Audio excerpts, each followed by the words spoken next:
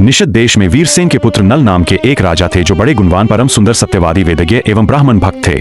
उन्हीं दिनों विदर्भ देश में भीष्मक नाम के एक राजा राज्य करते थे, जिन्होंने दमन ऋषि को प्रसन्न करके 3 पुत्र और 1 पुत्री दमयंती की प्राप्ति की थी, जो लक्ष्मी के समान रूपवंती थी। उन दिनों निषद देश से जो लोग विदर्भ देश में आते थे, वे महाराज नल के गुणों की प्रशंसा करते थे। यह प्रशंसा दमयंती के कानों तक भी पहुंची थी।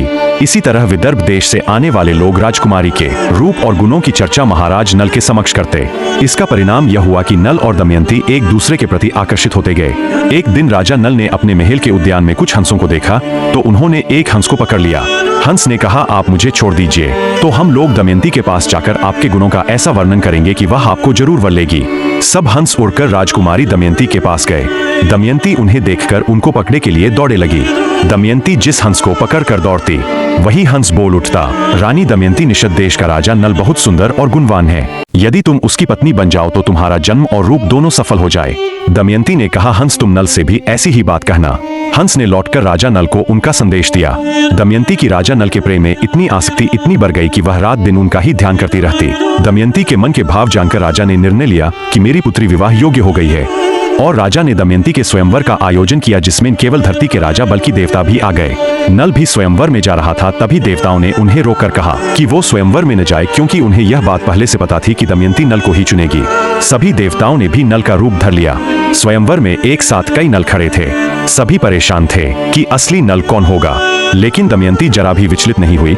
उसने आंखों से ही असली नल को पहचान लिया। सारे देवताओं ने भी उनका अभिवादन किया। इस तरह आंखों में झलकते भावों से ही दमयंती ने असली नल को पहचानकर अपना जीवन साथी चुन लिया, जिसके बाद नव दंपत्ति को देवताओं का आशीर्वाद प्राप्त हुआ। जिस समय दमयंती के स्वयंवर से लौटकर इंद्र व अन्य लोकपाल अपने अपने लोक जा रहे थे, उस समय उनकी मार्ग में ही कलयुग और द्वापर से भेंट हो गई। इंद्र ने पूछा, कलयुग कहाँ जा रहे हो? कलयुग ने कहा, मैं दमयंती के स्वयंवर में उससे विवाह करने के लिए जा रहा हूँ। इंद्र ने कहा, अरे स्वयंवर तो कब का पूरा हो गया, दमयंती ने राजा नल का वरण भी कर लिया है।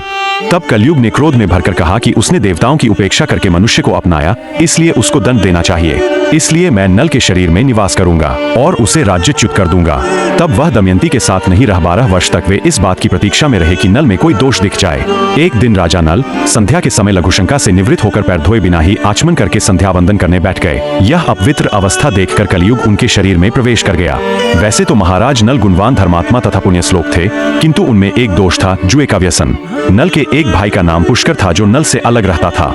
एक दिन उसने नल को जुए के लिए आमंत्रित किया। तब राजा नल दमयंती के सामने अपने भाई की बार बार की ललकार सह ना सके और पासे खेलने का निश्चय किया। आपको यह प्रेम कहानी कैसी लगी, कमेंट करके जरूर बताएं।